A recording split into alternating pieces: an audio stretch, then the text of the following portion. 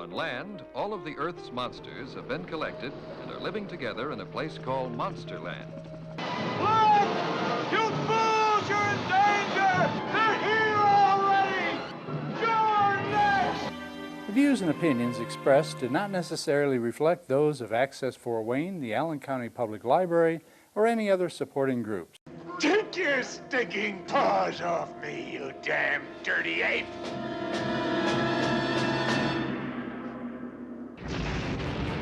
If you'd like to produce a show, call us at 260-421-1250.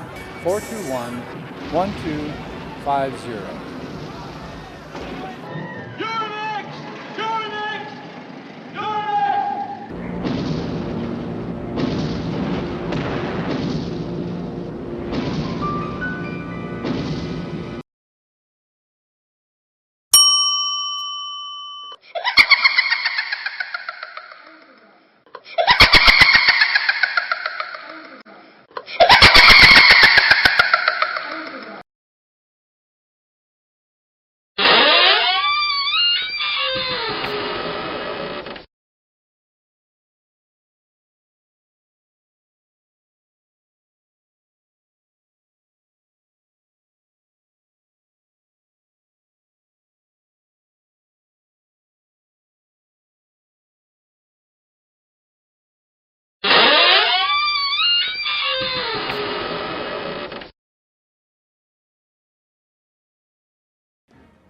I see we have guests.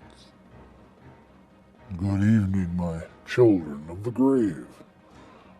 I bid you welcome to the Haunted Hotel. I'm the night manager and your host of horror, Mr. Graves. Thank you for spending your night with us. Let me call the bell beast and have it ready your tomb.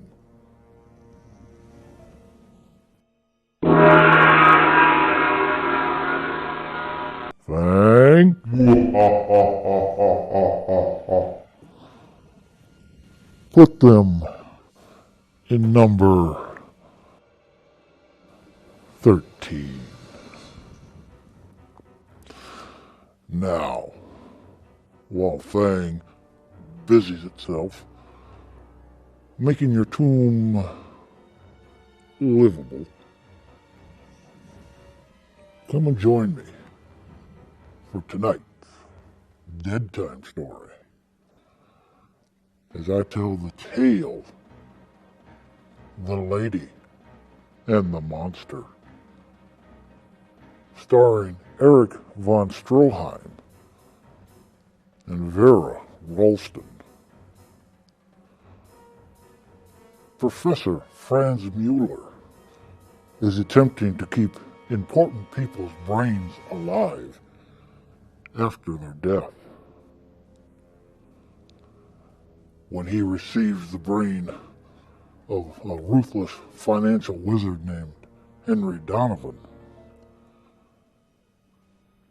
it attempts to telepathically take control of all of those around it, bending them to its will. Then Professor Mueller and his assistants resist being controlled, or will Donovan's brain make mental slaves of them all? Let's find out. Why don't you pull up a tombstone, crawl into your grave blanket, and hold on tight to your ghoul friend. I'll lower the lights and then begin tonight's Dead Time story, The Lady and the Monster.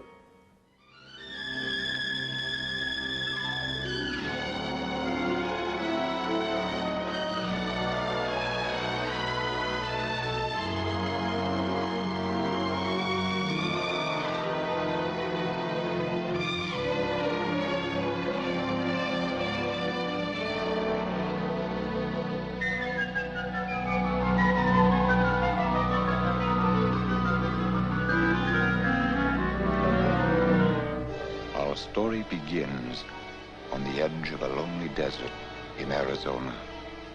For it was there the brilliant scientist Professor Franz Muller chose to live and work in a great fantastic place he called the castle.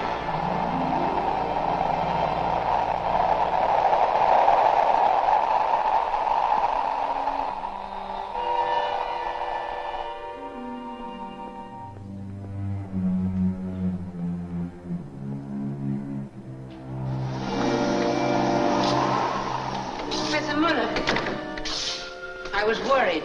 Now, Mrs. Fame, you know what always happens when a professor runs into Phoenix for an hour. Did you have an interesting day, Professor? Quite, Mr. Curry. Thank you, Mrs. Fame.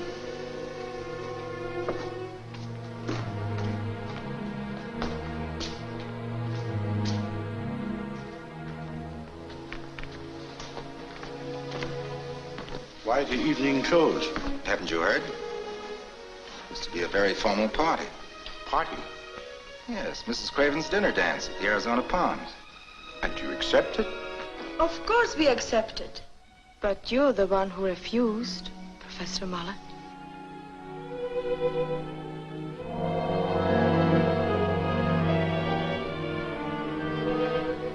My dear Janice, you ought to know by now how I love society. No, those things are not for me. Besides, I have some work to do. What have you there? Oh, Patrick, look. It's a monkey. It's sick. TB. Where did you find it? Bought it from an organ grinder.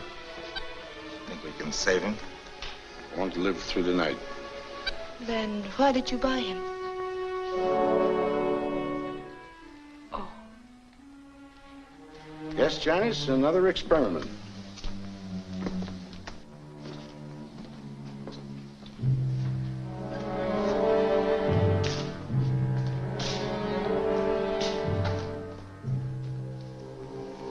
And I'll need some help.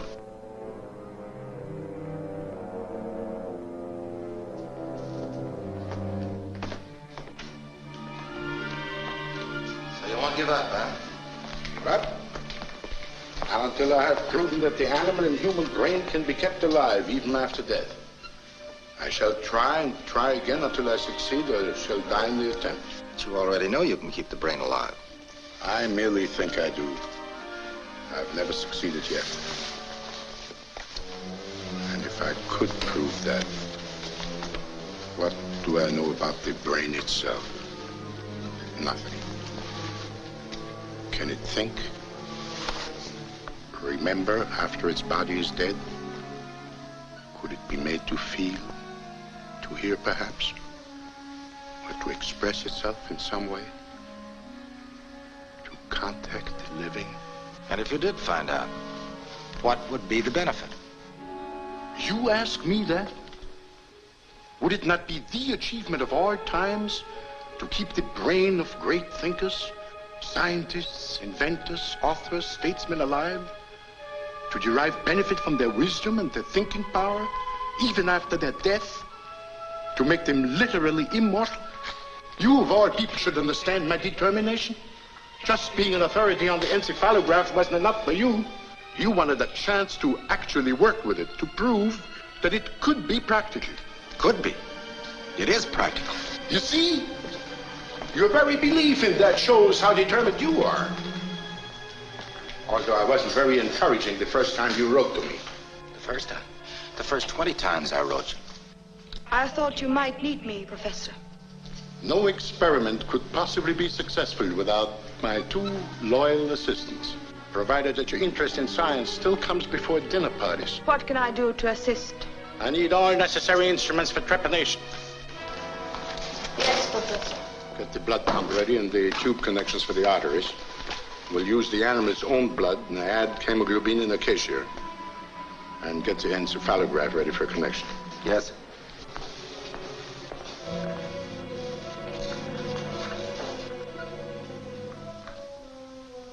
And don't forget the giggly saw. The giggly saw? It was Professor Muller's contention that every living brain has an electric beat, which can be measured with an encephalograph or electric amplifier. A pump supplies blood to the main arteries in order to keep the tissues alive. As long as the brain functions, the pen records its beat and at the same time computes its strength. Well, you can see from these alpha and beta waves beyond any doubt that the monkey's brain is still alive and awake.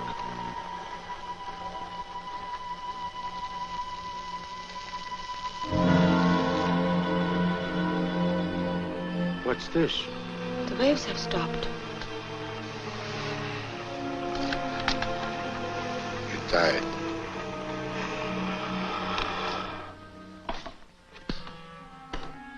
You must remember the monkey we had was sick. Perhaps if we had an animal that was in perfect health, we might be able to... Perhaps.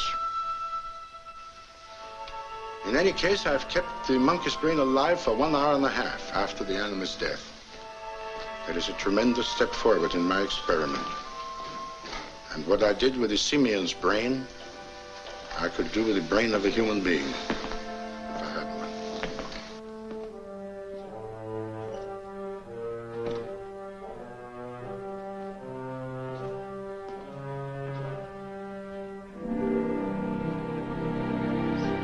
Well, you don't give up either, do you? Not when it's been months since I was invited to a party. Well, you should be where they send invitations every night. You get them, too. You know, you don't belong here. Why not? Professor Muller says I have the makings of a very good scientist. I know you don't approve of my ambition. Stop it. On the contrary, I do. Not too much. I'll need it. This gown reeks of chloroform, and I don't want to put my dancing partners to sleep. Don't you worry. Besides, you'll only have one. He's wide awake. I'll get the car.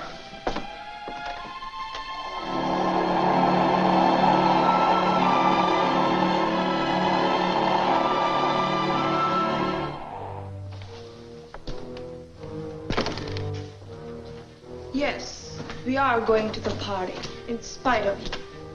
In spite of me? It was clever of you to arrange that emergency experiment. But your timing could have been much better. My dear Janice, you seem to misunderstand my interest in your welfare. Do I? I only watch over you the way your father would if he were still alive. When Father didn't approve of a young man, he said so. He never tried to be subtle. Now you are being unfair. And if I was subtle, it was only because I know very little about Mr. Curry's background. And when you make a choice, Janice, I want it to be the right choice. I want you to be happy. Professor Muller, shall I serve dinner now? No, thank you. Send me a sandwich to the lab.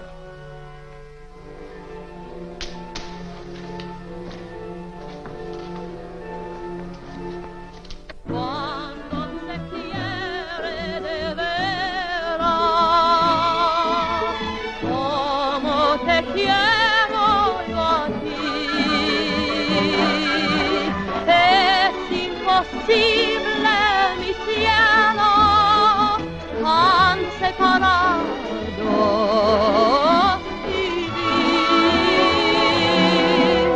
Cuando se quiere de veras, como te quiero yo a ti.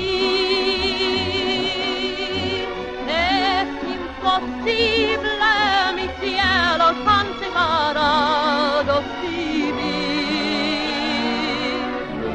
tan separados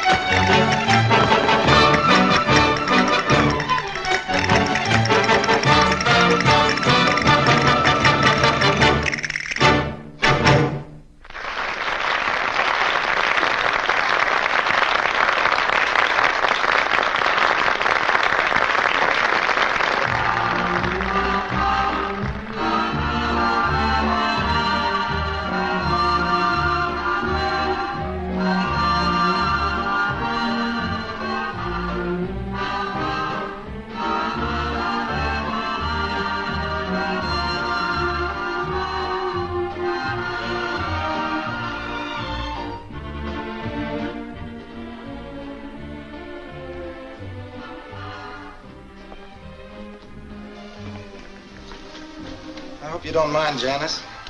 No, but... You know, every time I want to talk to you alone, there's always so many people around. Yes, I know.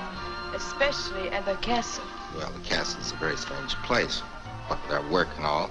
And Professor Muller. No. The lady in black. Tell me, Janice, how does Mrs. Fame manage to be in so many rooms at the same time? Why blame her? Professor Muller is the one who told you to stay away from me. Well, didn't he? Well, he did imply that when your father died in Czechoslovakia that you were left to his care. He makes his interest sound so paternal, doesn't he? Telephone, Mr. Corey. Professor Muller.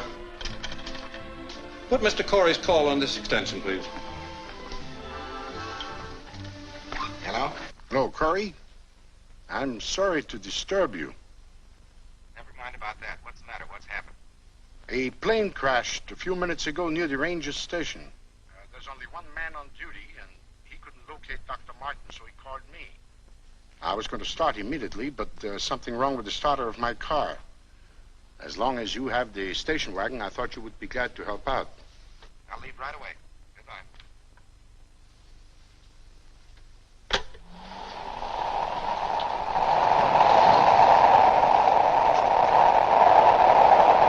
Oh, it's you, Corey. Quick. You better stay here, miss.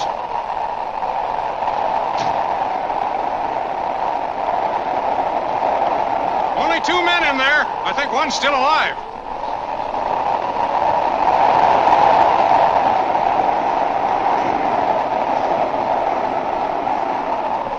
I brought a stretcher along. Get it!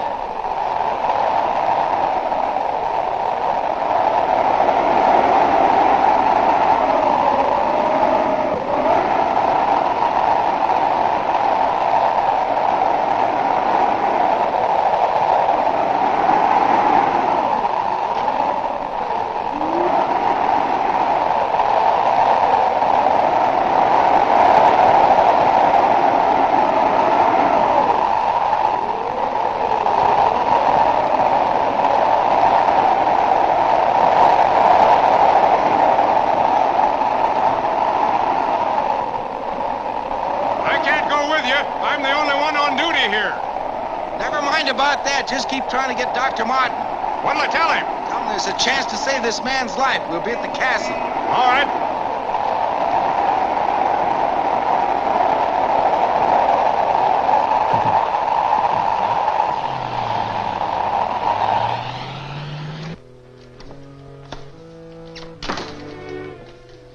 That was White on the phone. He said that Dr. Martin got your message. It's on its way over. His pulse is down to 38. Slowing down with every second. Dr. Martin is here. Hello, Dr. Martin. Professor. My goodness, what a night. But it's always this way. Whenever we have a storm, I can depend on at least 3 calls. Tonight I have 4. There's still Mrs. Baxter up the road with a broken leg. Quite a place you have here, Professor Miller. Looks like you have everything I'll need in case we have to have an emergency.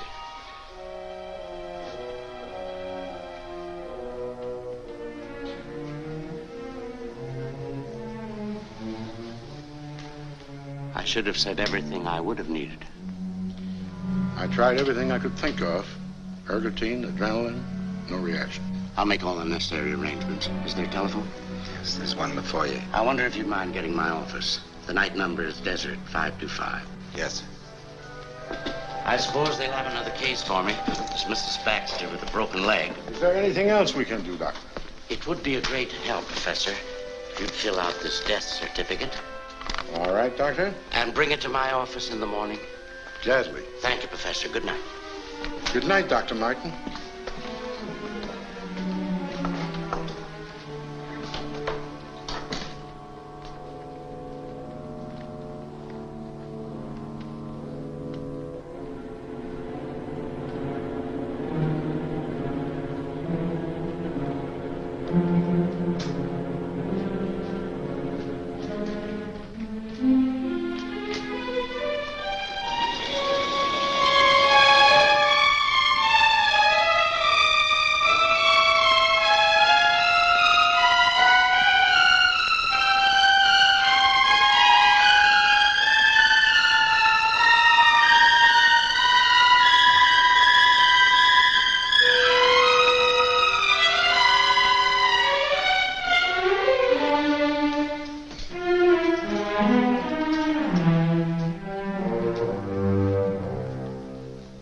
do the best you can.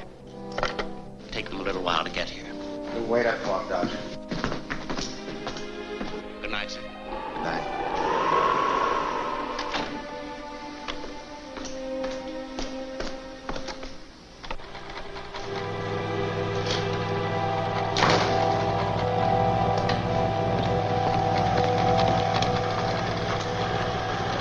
His brain is still alive. That's impossible. Look for yourself. Look at the waves. Look at the bulb.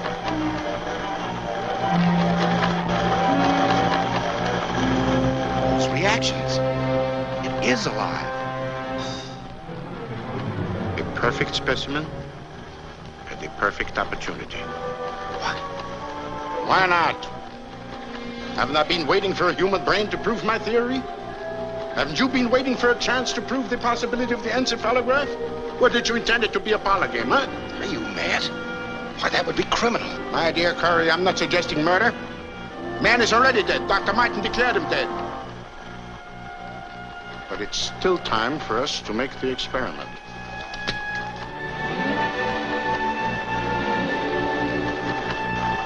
So sterilize the instruments. Sterilize? What for? The man is dead. I said sterilize the instruments.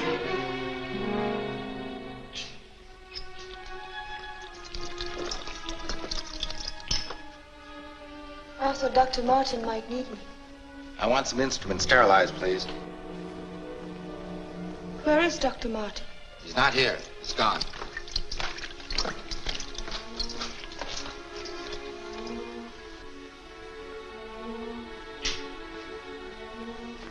Professor Muller is going to do a little surgery.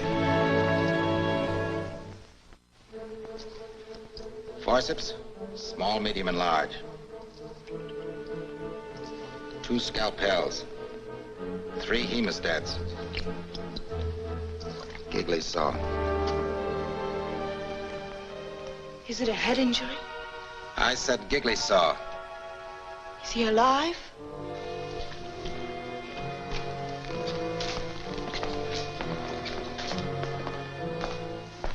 Patrick, you didn't answer my question. No, Janice. He's not alive. When you try to solve the mysteries of nature, it doesn't matter whether you experiment with guinea pigs or human beings. Instruments. Instruments!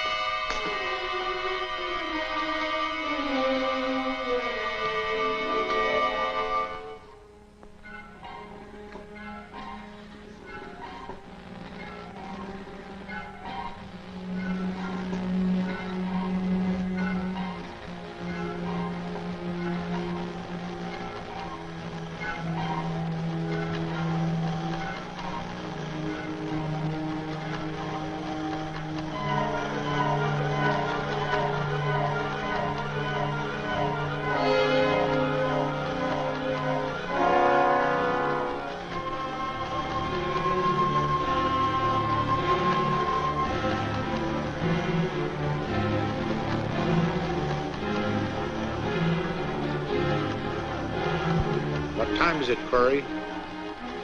3:30. Janice, tell Mrs. Fame to make some strong black coffee, will you please?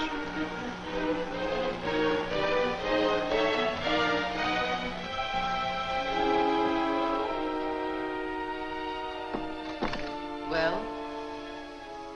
They would like some strong black coffee.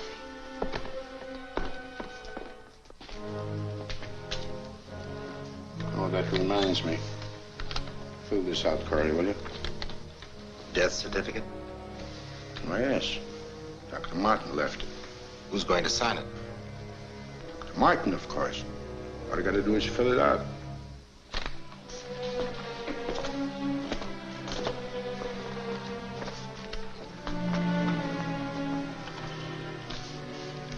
Injuries, abdominal, thorax, and basal skull fracture.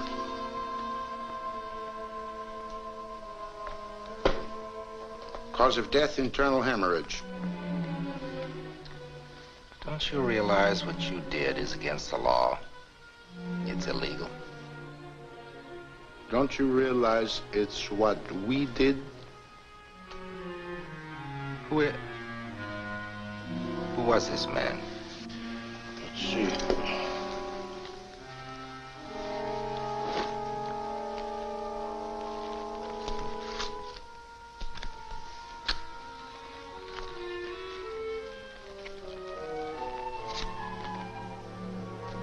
Donovan. Initials? William H. William H. Donovan.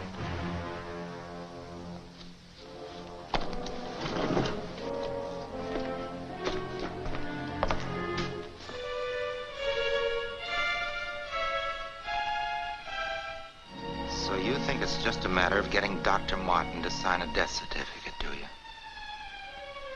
No, it can never be that simple, not now. Because you, my dear Professor Muller, beg pardon, we, have just stolen the most illustrious brain in the entire country. The brain of William H. Donovan. My goodness, I can't believe it yet. I never thought I'd live to see the day when I declared the great W.H. Donovan dead. Yes, you're quite a celebrity, Dr. Martin. I don't like it a bit. Newspaper reporters calling all morning, people asking questions. Well, Doctor, I know you're a busy man, and as there's nothing else we can do... No, there's something else.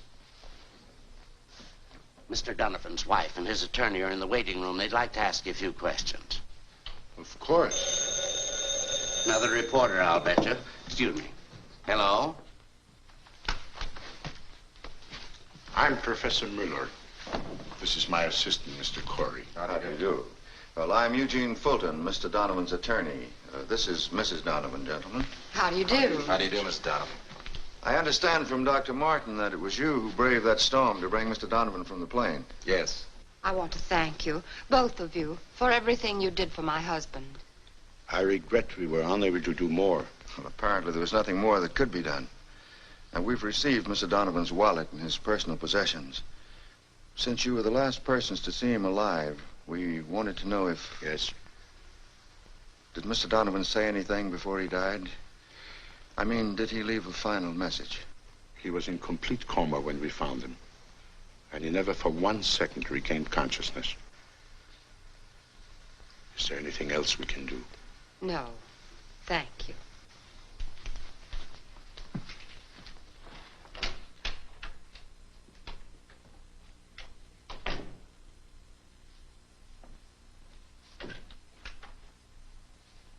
Corey. Yes? Just one little point I'd like to clear up, if you don't mind. Yes, of course. The death certificate states that Mr. Donovan died of internal hemorrhage. That's right. Well, naturally, I went to the morgue to identify Mr. Donovan's body. Under the head bandages, I noticed that a trepanation of the skull had been performed. Why? You see, the certificate...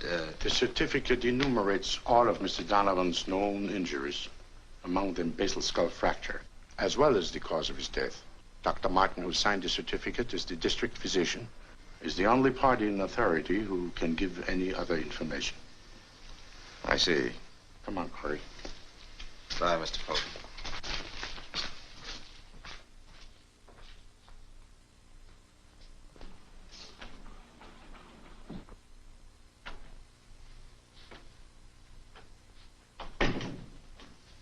Well? Corey seems to know something. Something that Professor Muller won't let him tell. Oh, nonsense, Jean. If W.H. did say something before he died, why would they want to keep it a secret from us? That's one of the things I want to find out. What do you say we miss the plane? A few hours more in Phoenix might prove very interesting. All right.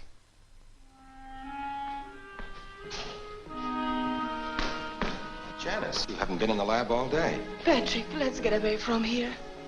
Just as we're starting the great experiment. Great experiment. You don't want to be a part of that. I didn't hesitate being a part of it last night. Why should I run out now? You wouldn't be running out.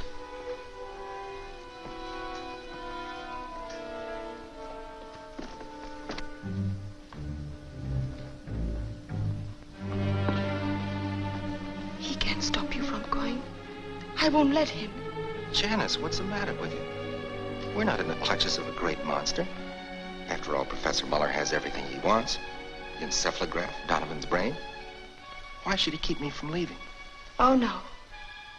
Professor Muller doesn't have everything he wants. Perhaps I didn't understand what you were trying to tell me last night.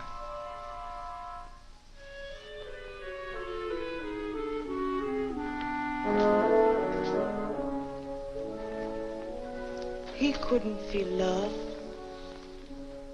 It's his sense of possession. Compared to what happens on the outside of the laboratory, the experiment is a pretty dull thing. Janice, we're getting out of here. Oh, Patrick. Not abruptly, of course, but as soon as we can.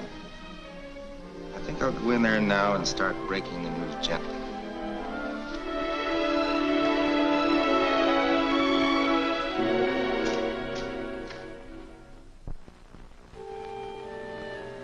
Corey entered the laboratory with every intention of telling Professor Muller of his decision to leave. But Muller's absorbed manner caused him to hesitate.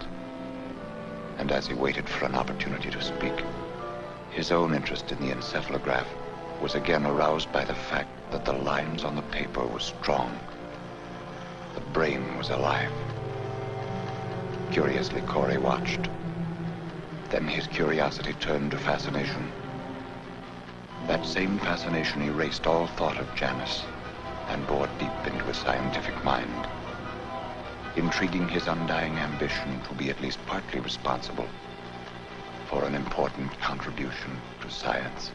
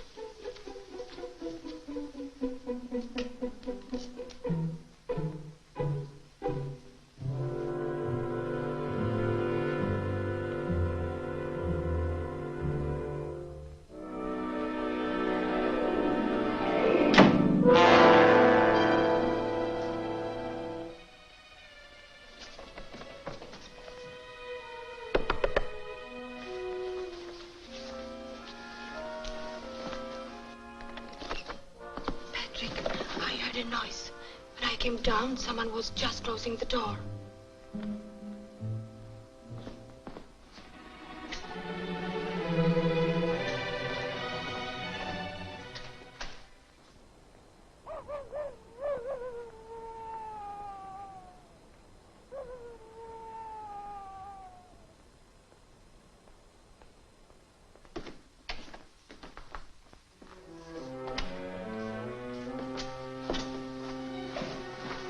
Nothing. But I saw the door closed. It was probably Mrs. Fame taking a midnight walk. I'm afraid. I tell you, it was nothing. Oh, not because of that. I'm afraid of just being here. Did you say anything to Professor Muller about going away? I'm not going, Janice. Don't you leave, Harvey. Don't ever leave.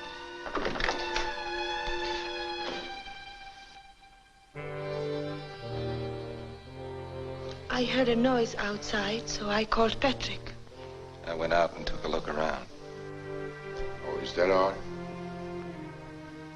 I thought someone was tampering with the brain. Good night, Janice.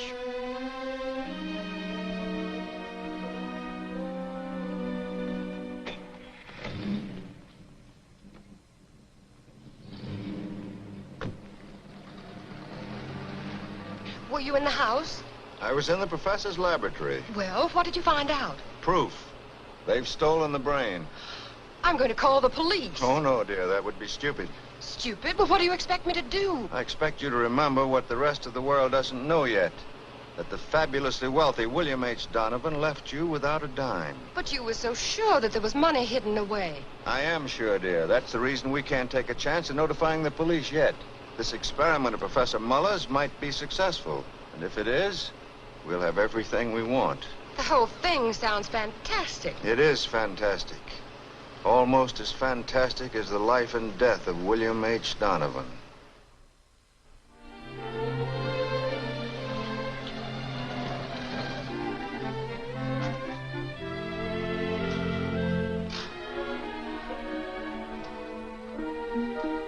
Hello. Hello, Patrick.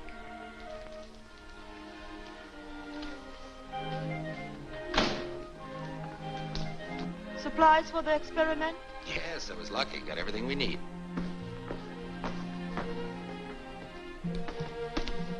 Hey, you even look beautiful in riding clothes. Thank you.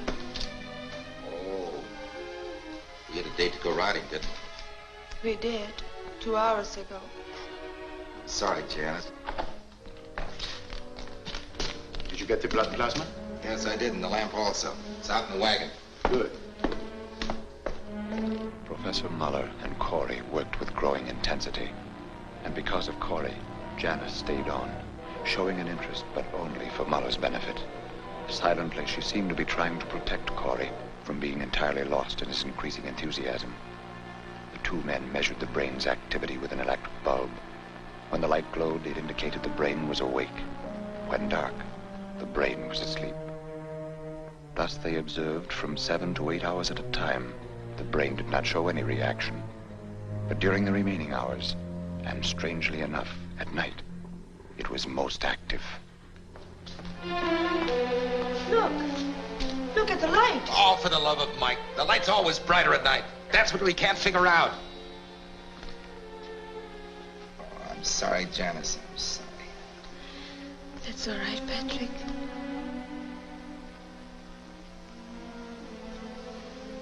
Yes, it is strange.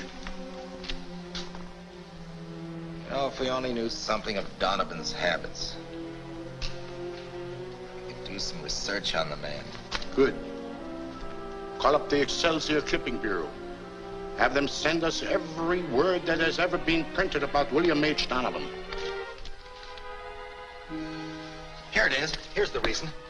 In this interview, Mr. W.H. Donovan says, "It has always been my habit to use part of the day for sleep, because I work better when the rest of the city has retired, in those still silent hours after midnight." This explains what you wanted to know, doesn't it? That explains the light. But the greatest question still remains: to find ways and means of communication with the brain.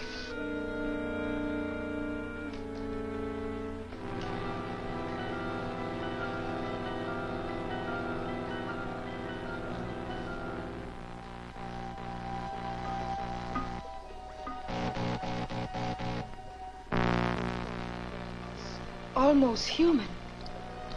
Seems to feel. Almost. It does feel. It even seems to tell us something. You'd only find a way to understand its message. No, Patrick. Please. You've gone too far already. Stop now? Why do you think we went into this experiment, huh?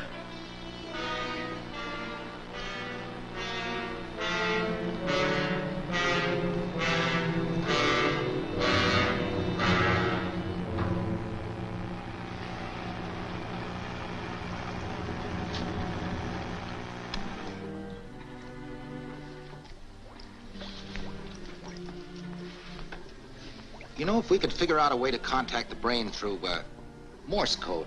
What makes you think Donovan knew Morse code, huh? I don't care whether he did or not. He could be taught. A brain that could think and learn. And even if it could understand, how could it answer us? We can't decipher these waves. Oh, that's right. There's no way of decoding it. What about telepathy? Telepathy? Why, yes, it's not impossible. We know positively that every human brain produces and discharges microwaves which travel through the medium of air until they reach other brains in a receptive state. On the same principle as radio waves sent by a transmitter are received by radio sets. Yes, but how could we apply that theory to this? If we could strengthen the brain, overfeed it, so to say, the electrical output would increase, which would favor telepathic transmission. But I still say, how could we apply it? Well, we would need a medium, someone who would be able to make his own mind an absolute blank.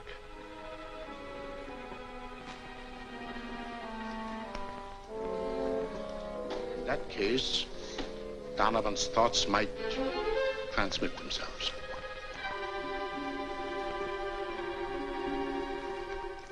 Corey had reached the stage in his work where he felt he was being driven on by something stronger than himself. Night after night, he would stay on in the laboratory long after Muller had retired.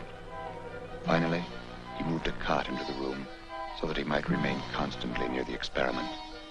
Between fitful hours of sleep, he worked feverishly. One night, discouraged by the slowness of the increase of chemical and tissue changes, he deliberately overfed the brain with enriched blood plasma. And then he watched, hopefully, waiting. It was that very night Patrick Corey received his first message from Donovan's brain.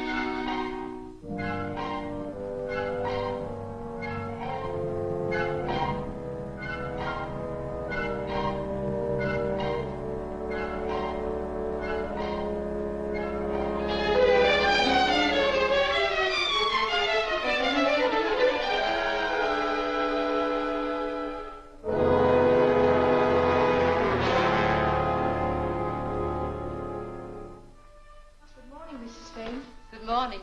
Mr. Corey? Yes? I'll take it.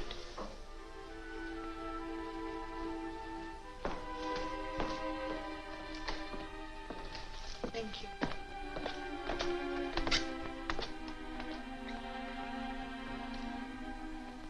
Patrick!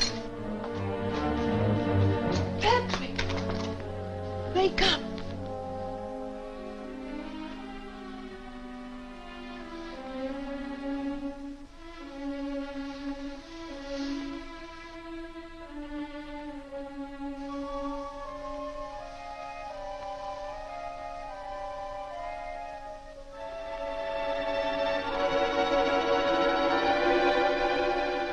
Janice, look, I contacted the brain.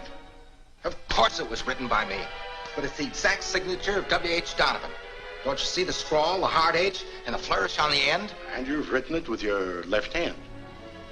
But still, that isn't sufficient proof that it was Donovan's brain that influenced you telepathically. You and I happen to have read Donovan was left-handed. And you have seen his signature in facsimile in some magazine. So therefore it could be autosuggestion or self-hypnosis. Patrick, what Professor Muller is trying to tell you is that your imagination is running away with you. That's what you asked him to tell me. No, Patrick, that isn't. Please, Janice, don't say any more. It's obvious you don't want to help me. Oh, please go away and leave me alone.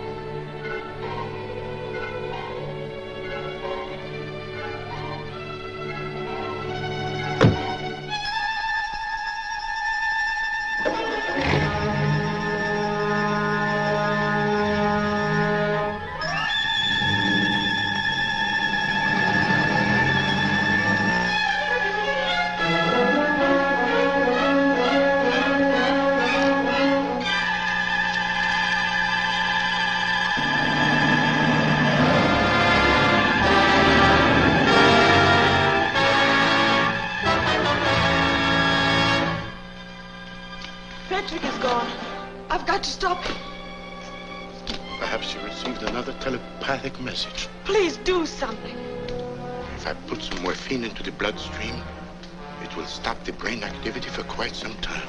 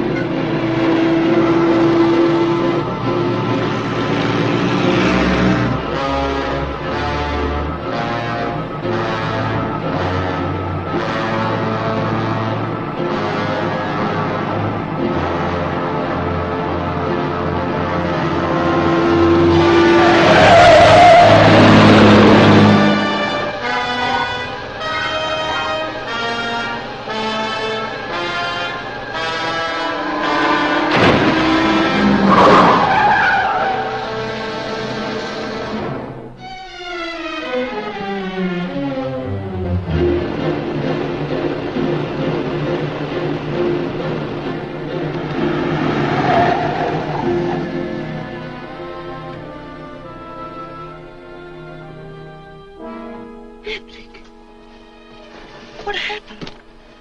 Darling, where were you going? I was going to Los Angeles.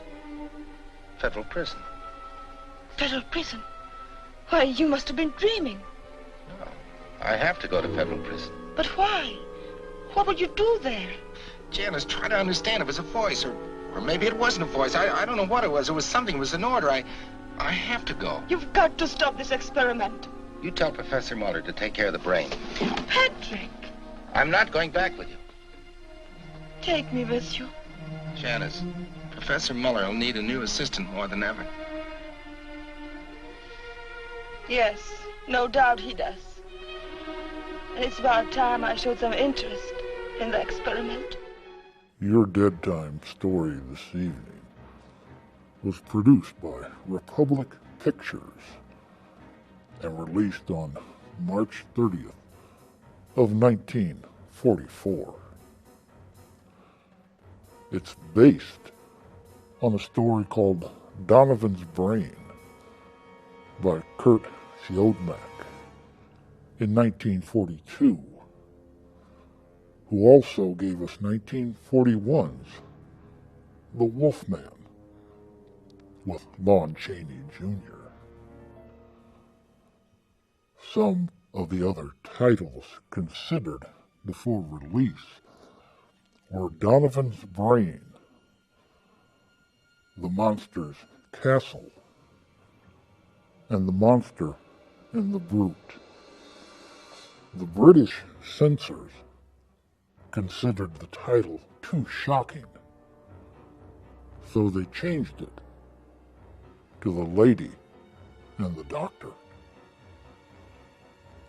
It would be remade in 1953 as Donovan's Brain, and again in 1963 as Vengeance. Erich von Stroheim, dubbed by Universal Studios the man you love to hate, plays Professor Franz Mueller, and can also be seen in the 1935 film The Crimes of Dr. Crespi. Richard Arlen, who plays Dr. Patrick Corey, can also be seen in 1932's Island of Lost Souls from Paramount Pictures as Edward Parker, alongside of Charles Lawton as Dr. Perot, and Bela Lugosi as the Sayer of the Law. Shoot, Ray, what do you want to do tonight? The same thing we do every night. Try to take over the world. It's time for tonight's Monster Question. Who stars in the 1953 remake of this film? Your answer awaits at the end of tonight's Fair Fable.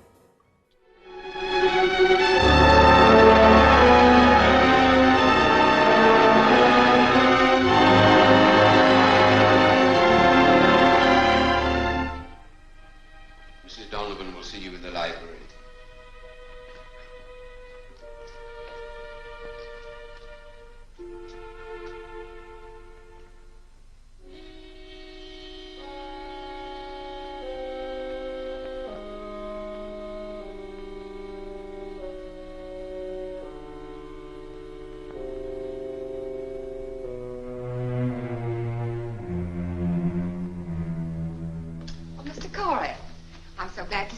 How do you do, Mrs. Donovan?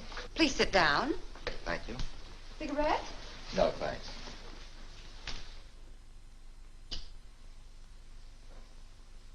I suppose you've read the papers. Yes, I have. It's absurd, the ridiculous things they're saying about Mr. Donovan. Mrs. Donovan, I've had something on my mind that I think you should know about. Yes? It's about Mr. Donovan's last words. Then he did say something. Yes. There were 2 words he kept repeating. 2 words? Federal prison. Oh. Well, that place has no significance for me. But let me call Mr. Fulton. Perhaps he has an explanation. Excuse me, please.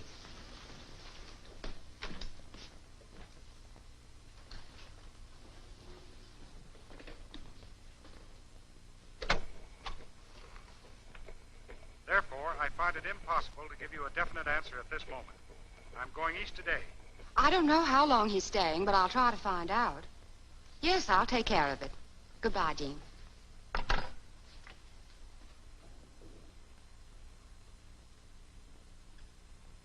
On my return, I'll discuss your letter at the next meeting of the Board of Directors.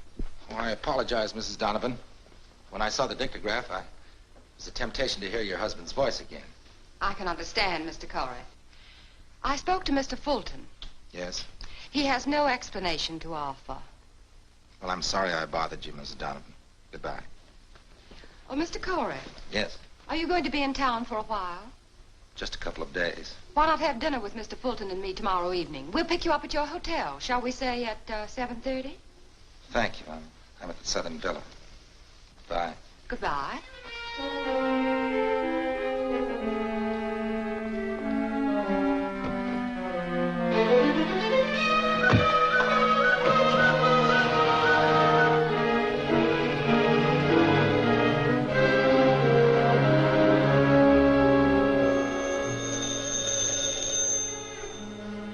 Yes? Ready with your call to Phoenix, Mr. Corey. Just a moment, please. Thank you. Hello? Hello, Janice. This is Mrs. Vane. Mrs. Payne, this is Mr. Corey. May I speak to Miss Farrell, please? I'll call her.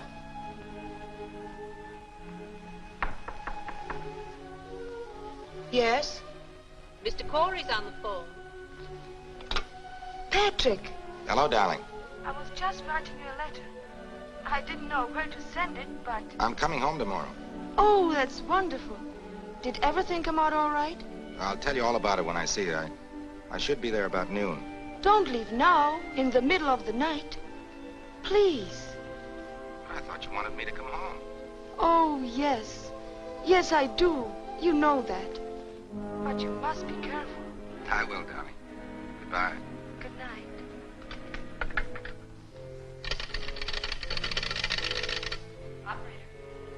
Alberta, I was just talking to Los Angeles. I was cut off.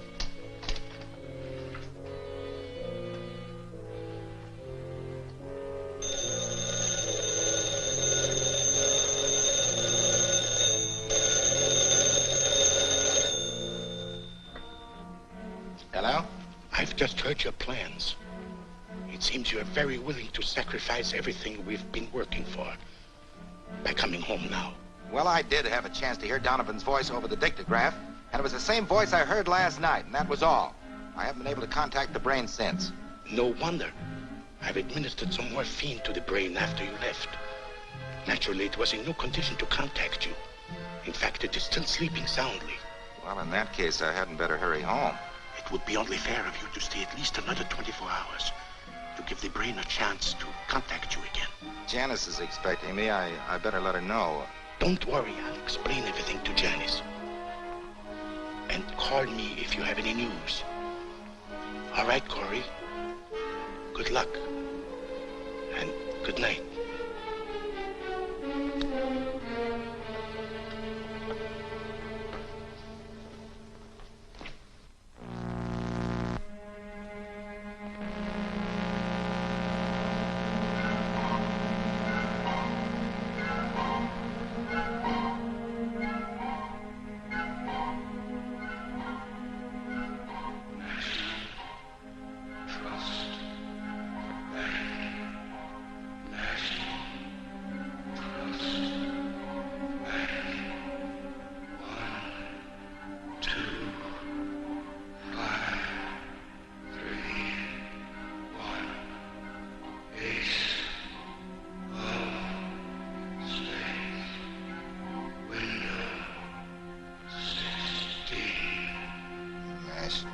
Trust Bank. 12531. Ace of spades. Winged of 16.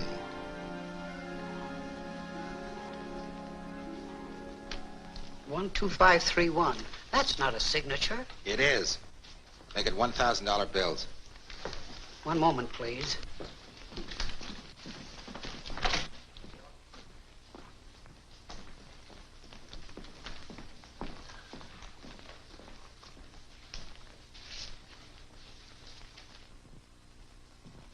The manager wants to see you, please. All right.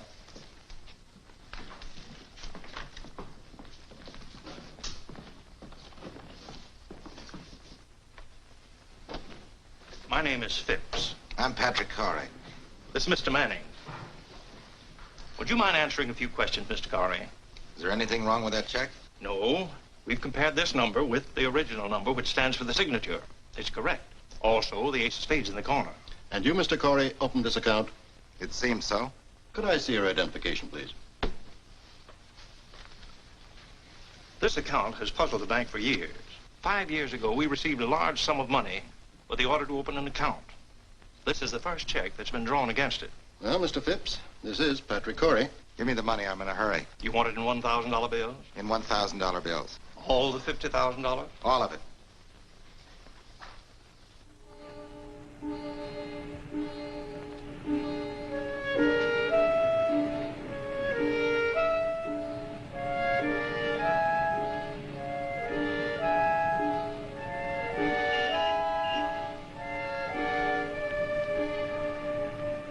same strange impulse that forced him to go to the bank, sign a check with a peculiar signature, take money that wasn't his, now held Corey captive as he walked along. What should he do with the money? He tried to blot out his own thoughts so that the brain could prompt him. And then, quite suddenly, it did. Instead of crossing the street, Corey found himself turning in another direction. Mr. Corey, I didn't expect the pleasure of your company until this evening. I'm sorry I haven't time for social obligations. I came here strictly on business. Sit down, won't you? What can I do for you?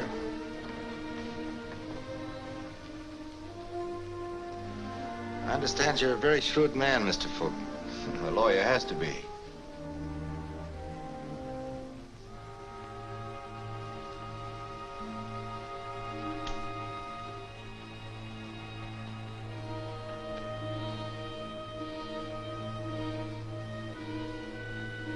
I want you to get a man out of federal prison. That sort of thing isn't so easy. I know.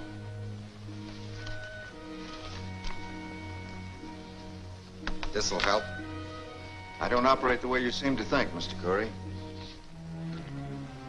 Then I'll have to get another lawyer. Very well.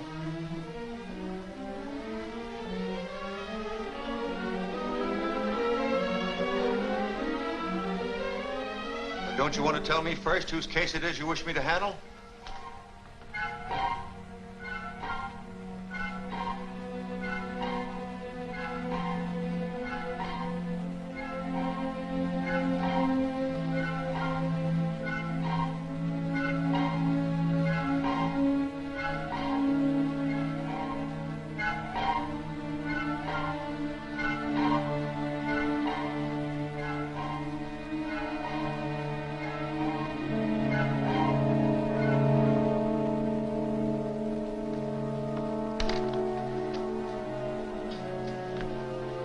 Collins.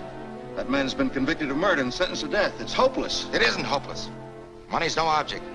Well, I must know more about this. What's your interest in the case? Strictly personal. All you have to do is follow my instructions.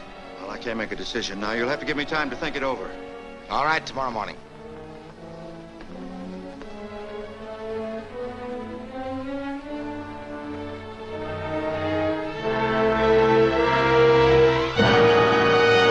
I want to see Collins. Can you arrange it? I'll try. I said arrange it.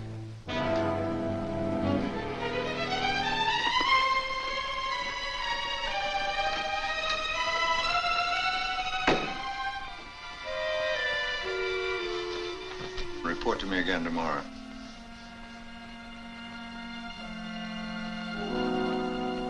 Have Roger Collins brought to my office. It's so surprising that an attorney like Eugene Fulton would take over such a hopeless case. Did he say that he was? No, Then why do you say that? The arrangements for your visit were made through his office. You have no right to assume that he's taking over the Collins case. Why,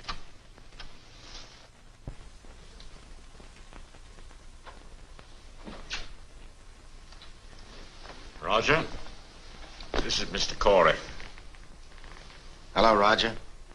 I don't know you. You don't?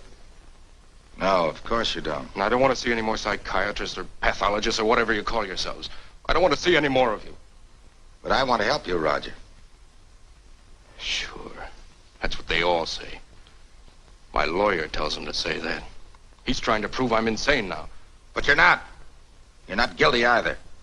You believe me. Somehow I can tell you. You do believe me. I've always known you were innocent. Then why didn't you help me before? Why didn't you stop them from sending me here? It's not too late, Roger. Is there anything you can tell me that you didn't tell them at the trial? No. Why should there be? I've never lied. I was always honest. Can't anyone ever understand that? I didn't murder him. I never liked him, but I didn't murder him. Who didn't you like, Roger? Why, my stepfather, of course. Who do you... Oh, so that's it. You're a psychiatrist after all. No. You're trying to trip me up, too, with those misleading questions. No! Yes, you are. You're trying to make me out insane. It's that lawyer again.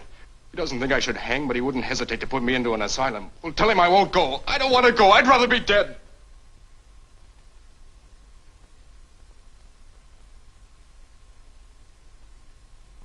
And for the kind of tricks you pull, I wish you were dead, too. His stepfather. What did you say, Mr. Corey? I was just trying to remember something. Thank you, Warden. No, not at all. You see, it's a hopeless case.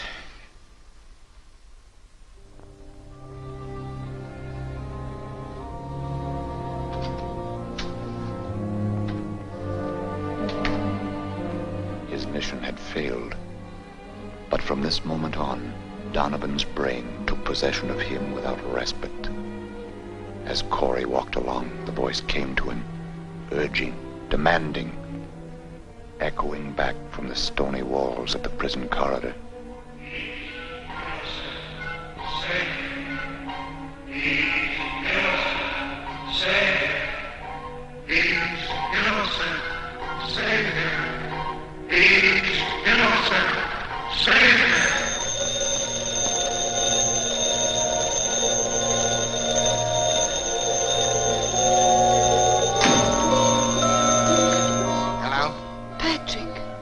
I'm so glad I found you.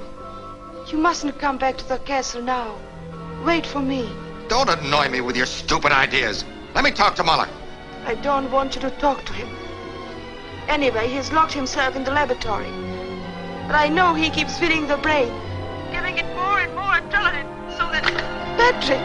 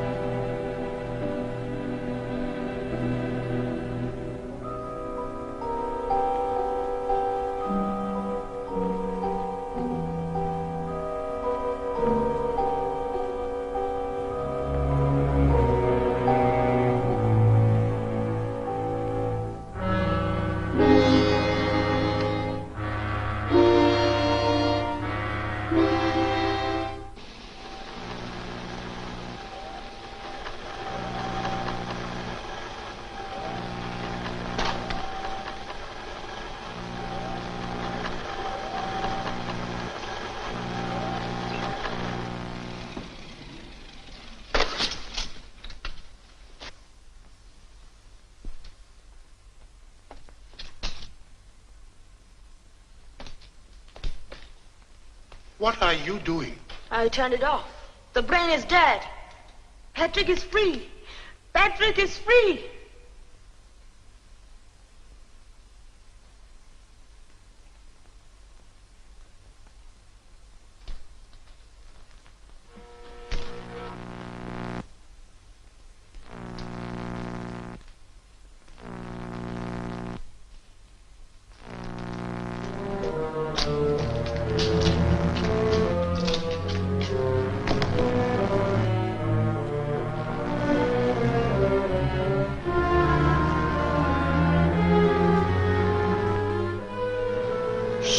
Thought you could stop the brain, kill it, by merely turning off the current, didn't you? The idea wasn't bad, although your intent was malicious. But look. What you unintentionally made me discover. Just look at the bulb. It's glowing. the brain is alive, awake, and working, independent of electric current, self-sufficient. You mean nothing can stop it? Nothing but the physical destruction of its very substance. Physical destruction. Please let me. I want Patrick to be free. I don't. Why should I? You monster!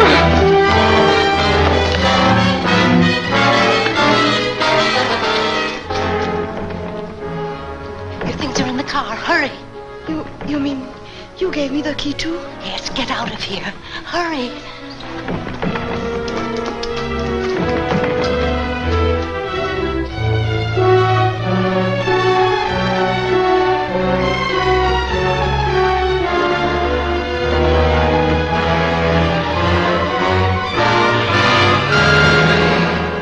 Why are you so determined to establish Collins' innocence? I'm not paying you to ask questions. What are you going to do about this case? Well, I've been doing some research. I found several witnesses that might prove difficult. One in particular. I believe they called her the star witness at the trial. Who was it? Oh, it was just a child, 13 or 14 years old. She lives next door to the house where the murder occurred. But she came forth with some very damaging testimony against Collins. Give her parents some money and tell them to take her over the state line. But you can't bribe people to do that. You can't pervert justice. You just can't. I can. I can buy anything. I don't want the girl found until Collins is freed.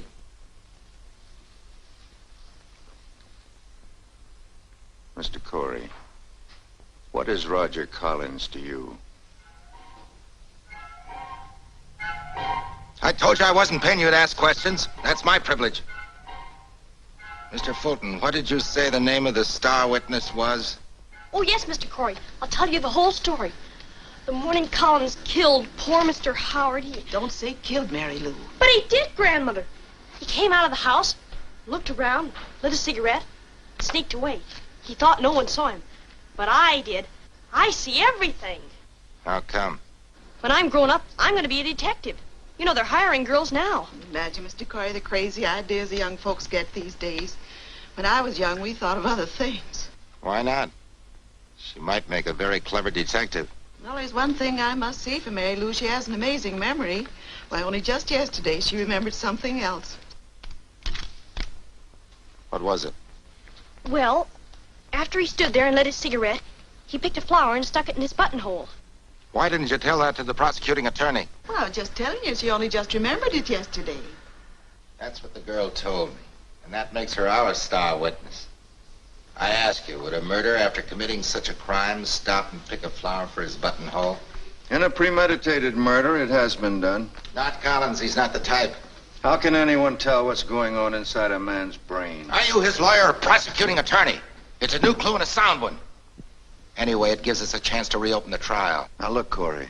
If this could be used as evidence against Collins, it might mean something. But as evidence for him, believe me, it means very little. I just gave you another $5,000, and I'm not paying you for nothing. I want action.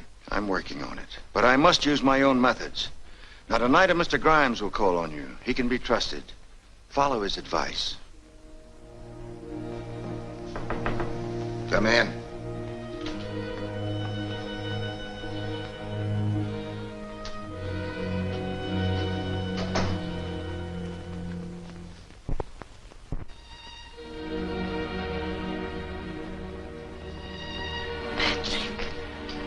Why did you come here?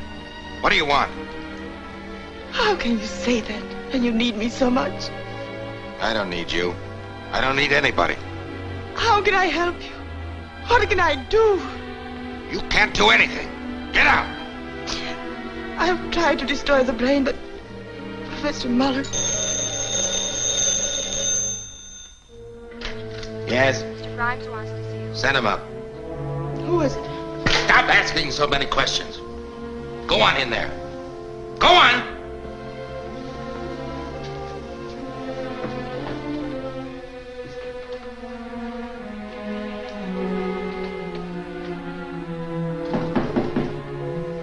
Come in. Corey?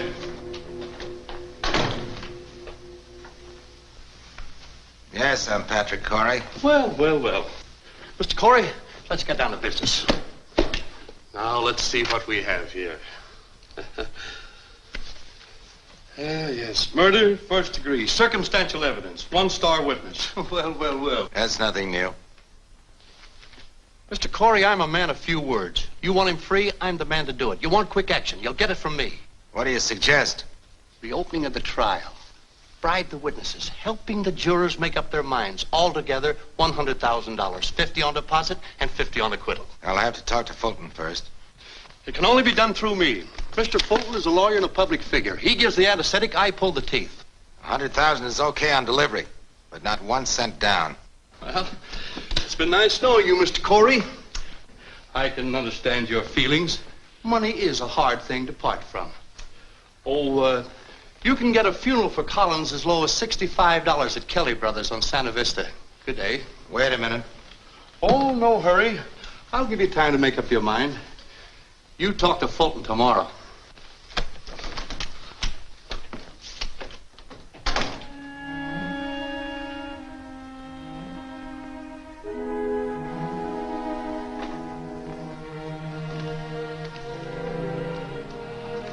It isn't you who's doing all these terrible things. It can't be you. Patrick, can't you see you're beginning to think like Donovan? It's just like being hypnotized. Wake up. Please wake up. So you've been listening, huh? That's why you came here, to interfere, wasn't it? I came here to help you. And that's what I'm going to do. Somehow.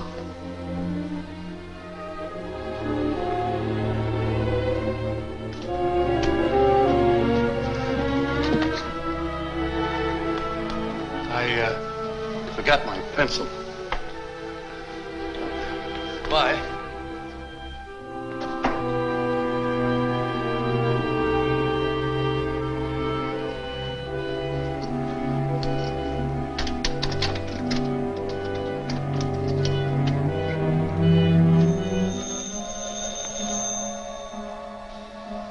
Hello?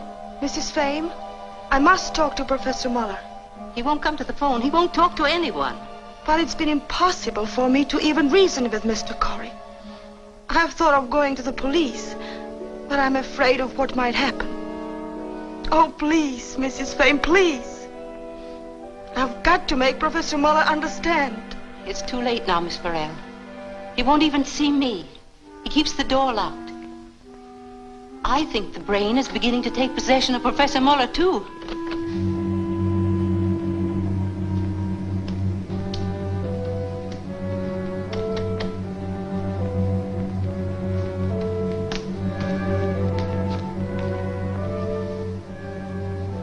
Sudden interest in Miss Farrell's welfare is really most touching, Mrs. Fame.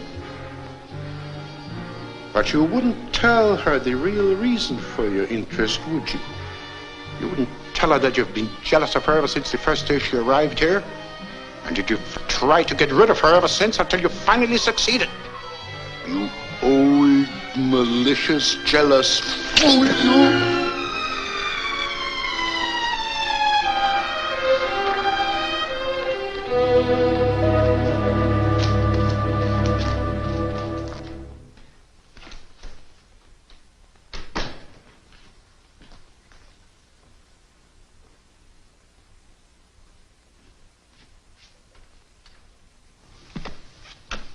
Oh, perfect timing, darling. Not on your part. I had these ready 15 minutes ago. Well, Grimes was a little late. However, everything is coming along splendidly. He'll pay? Oh, yes, and he'll pay more. Are you really reopening the trial? Why, certainly. But what if Collins can prove his innocence? It'll never come to that. A young lady has arrived. A young lady? Grimes seems to think it's Corey's fiancée. Will she complicate matters? Oh, no. On the contrary. Strange. The man in the possession of Donovan's brain doesn't know that the boy about to die is Donovan's own son.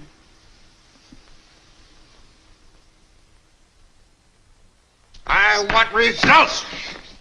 I paid Grimes all the money he wants. Now I want action. I can't understand how a man with your background can lose his balance so easily. Have you seen the morning papers? No. Well, look at that.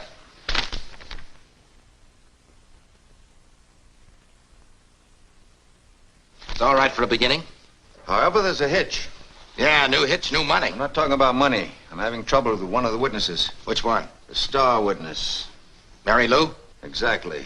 But she's the one that's going to introduce the new evidence. Oh, sure, but not evidence for Collins. You see, Corey, I told you that evidence can work both ways. Now, you thought the incident of the flower would establish Collins' innocence. As a matter of fact, it clearly works against him. Why?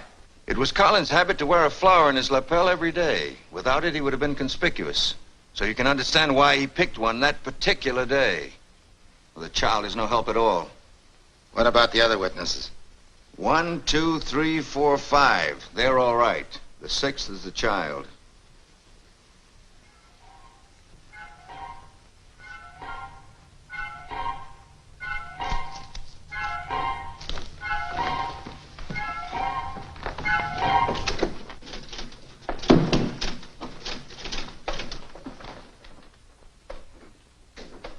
That was Mr. Corey.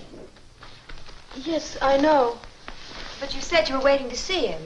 I've changed my mind. I want to see Mr. Fulton. Immediately. What is your name, please? Janice Farrell. Miss Janice Farrell to see Mr. Fulton. Send her in. Yes, Mr. Fulton. Go right in, Miss Farrell. Thank you.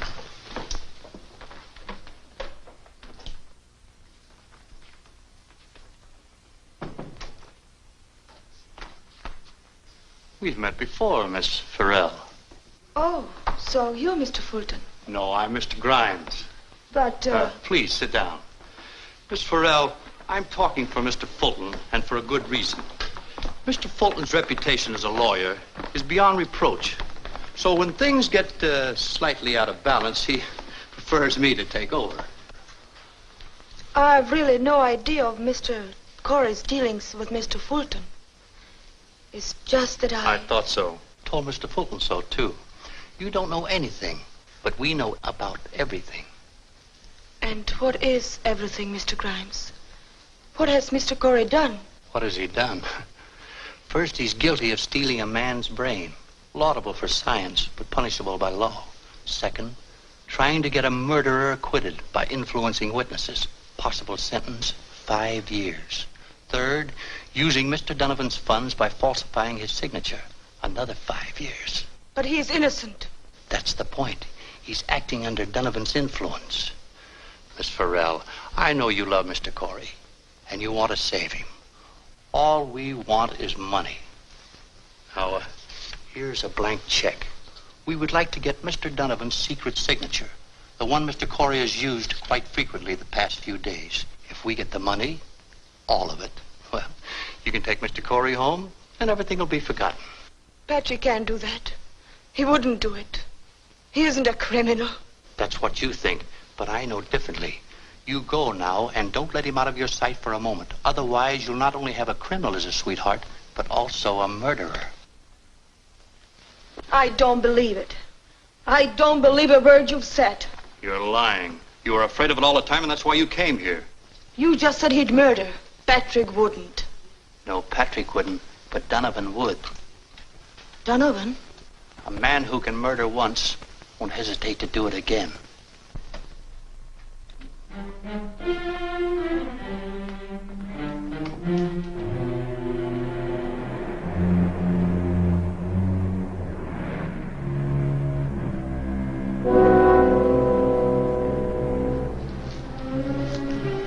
I want you to come with me.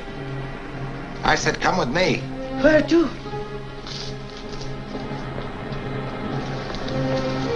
Where are we going? I want you to meet someone.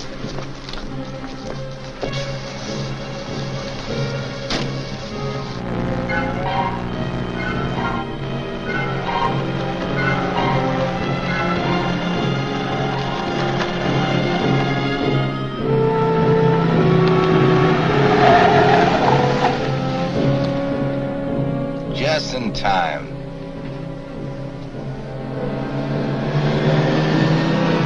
I don't see anyone. You will. Wait. Who? Mary Lou.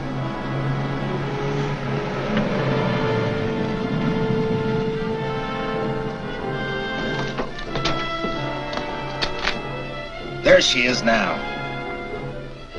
Bye, kids. Bye, King. See you tomorrow.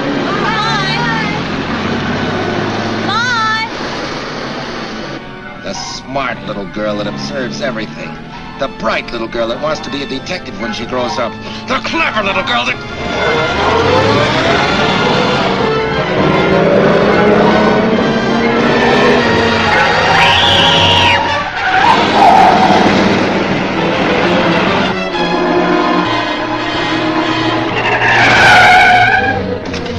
That's the last time he'll ever get in my way. You're trying to hang him too, and he's innocent. Patrick, don't you remember who you are? You're conspiring with Fulton. Fulton's conspiring with Grimes. You're all in my way. You're all my enemies. We're not your enemies. You saw the world in the wrong focus. You believed people were against you. It was not true. Believe me. It was just an obsession, Patrick. I'm not Patrick!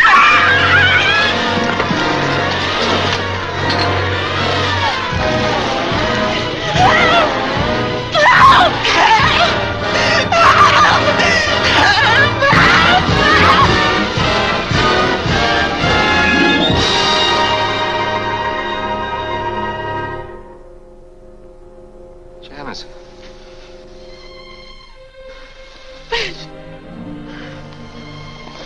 Patrick, you're free. I'm not free. Take me back to the castle. You see, Fulton always knew that Collins was innocent, and so did Mrs. Donovan.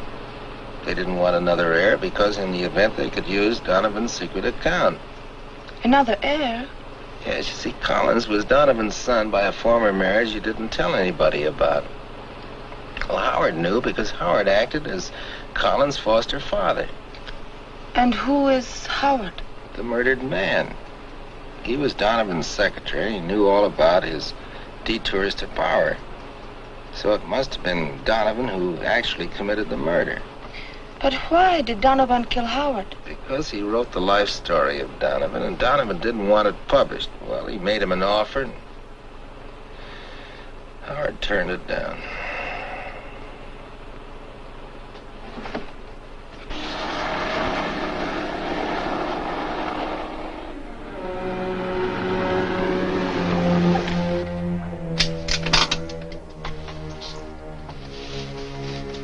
Patrick, here we are. All right, darling.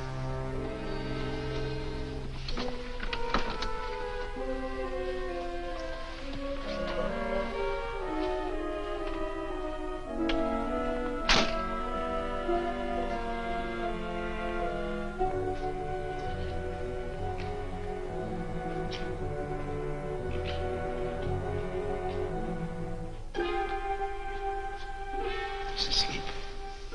What about the brain?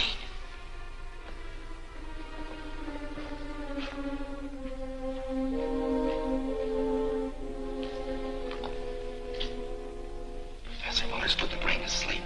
Not Professor Muller. I used all the morphine he had. At what time? About 2 o'clock this afternoon. That was... But Patrick, if the brain is asleep, that means... Means it's time to put an end to it. No, Mr. Curry. Not yet. Not when we're so close to success. I don't want any more. I've had enough. It isn't a question of what you want. Your little experience in Los Angeles was just the beginning of our experiment. It's your experiment. You're the one who... Please, please, I want to be free. I want to be free to live my own life. Yes, free to be with Janice. Yes, yes. No!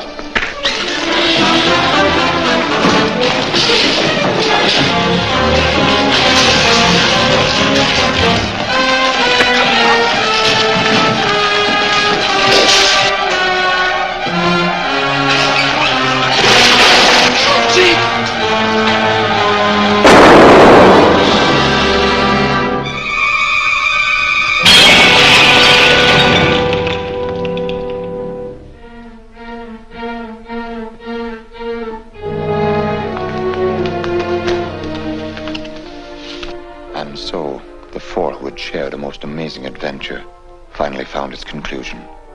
For Professor Muller, such a death was well deserved. He had tried to distort an experiment of science into a diabolical plot to further his own personal gains. Following a brief trial, Mrs. Fane was acquitted, but Patrick Corey, although he helped to free Roger Collins, was obliged to serve a short term in prison for his part in the experiment. However, Janice was waiting, so after all, there was a happy ending to his experience.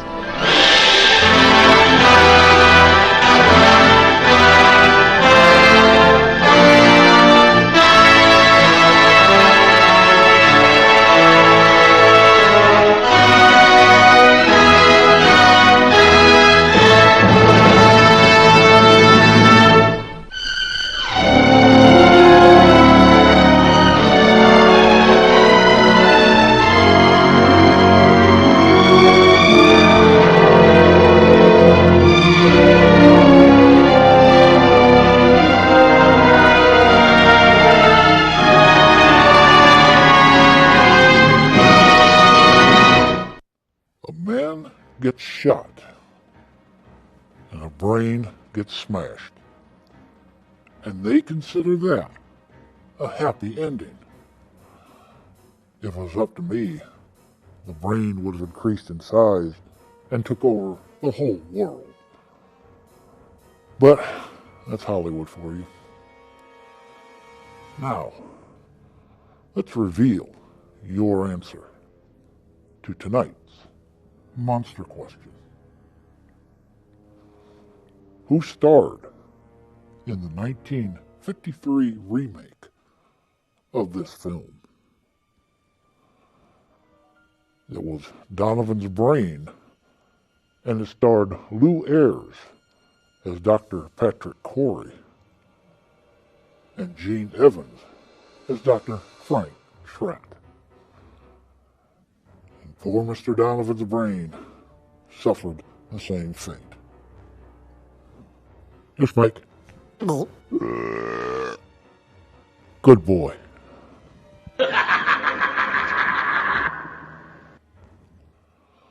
Fang tells me your tomb is prepared. But before you go slinking off to your own frightmares, let's see what terrors are lurking for you here on your next stay at the Haunted Hotel. Excitement is gold. Adventure is gold. Danger is gold. Thunderbirds are gold. Now, on the big screen, in Technicolor and Technoscope, Thunderbirds are gold. The Incredible Tracy family, secretly known as International Rescue, again blast into action from their secret base on an uncharted island somewhere in the Pacific.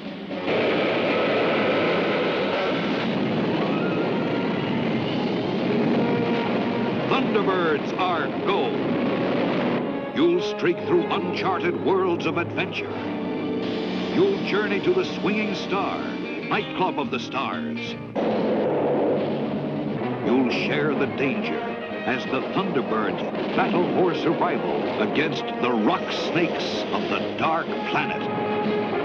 Now, on the big screen, in Technicolor and Technoscope, a brand new adventure that takes you where you've never been before. Thunderbirds are gold.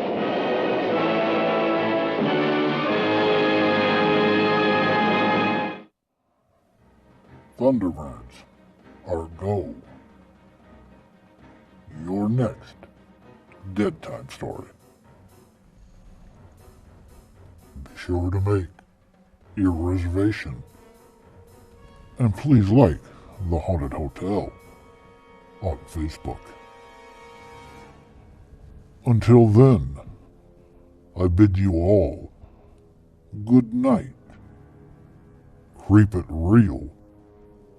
And as always, rest in peace.